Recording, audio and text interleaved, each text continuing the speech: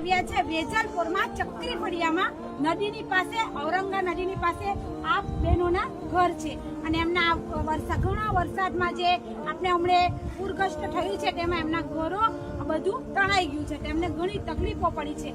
તેમના માટે આજે બ્રહ્મણી મૈયા આ તરફથી જે એમની દીકરીઓ તરફથી જે વાસણની કીટ અને રાશનની કીટ આ બધું જ અમે આપવા માટે એમને આવ્યા છે.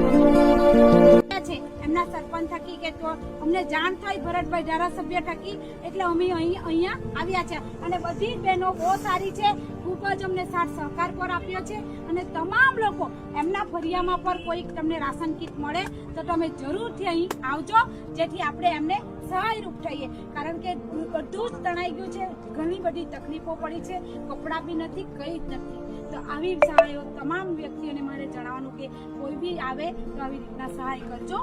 જય માતા.